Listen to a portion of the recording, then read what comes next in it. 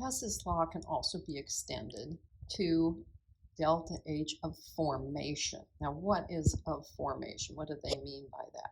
That means that whatever chemical you are creating it from the constitutional elements in their most stable form. So, for example, this is made out of carbon and hydrogen and oxygen, right? So I'm going to use carbon as graphite, hydrogen as a diatomic gas, and oxygen as a diatomic gas in order to form it as a liquid, which is its normal state at 1 bar and 298 Kelvin. That would give us a delta H of negative 277.69 kilojoules. All right.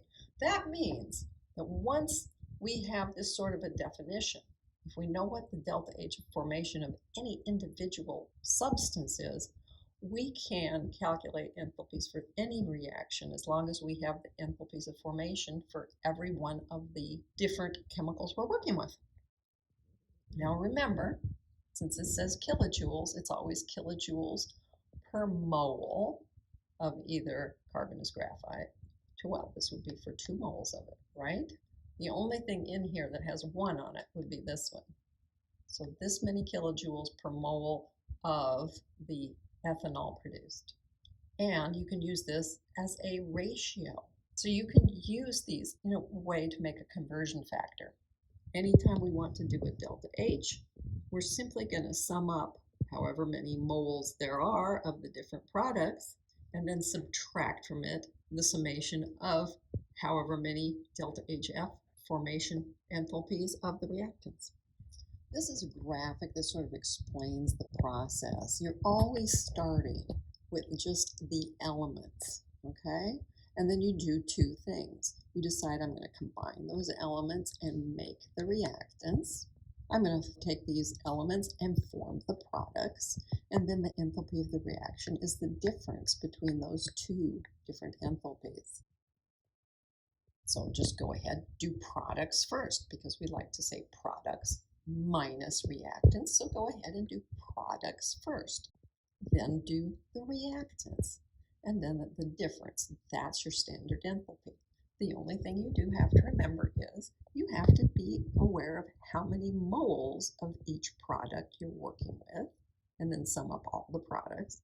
That sigma just means sum, okay?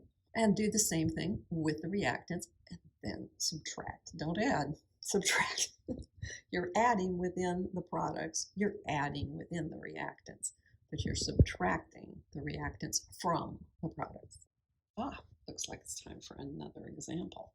Here we have calculate the standard enthalpy for this situation. Okay, that's weird. Ammonia and oxygen making nitrogen monoxide and water. Okay, whatever. The only thing that's important is you go and look up what the enthalpy of formation is for each of these. That's a compound, it's going to have 1. Compound has 1. This is the native state of oxygen as a diatomic gas, so it ends up being a 0.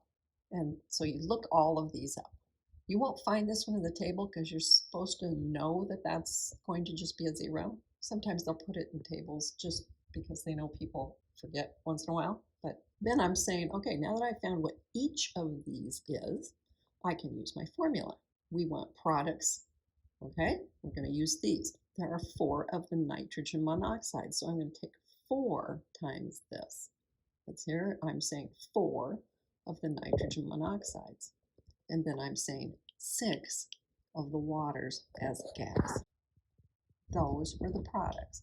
And then I'm going to subtract from that the reactants. There were 4 of the ammonias and 5 of the oxygens.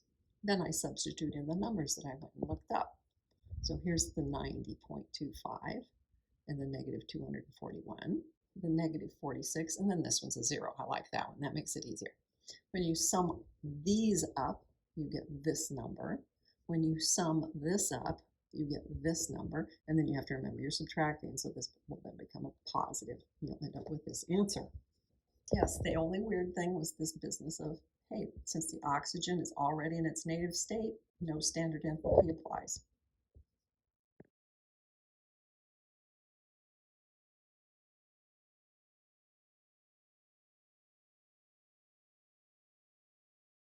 All right, we're going to take carbon. Wow.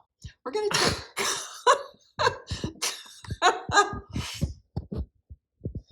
Like you're just going to say, we're going to take garbage, turn it into graphite. Wow, you got to sell that. If I could do that.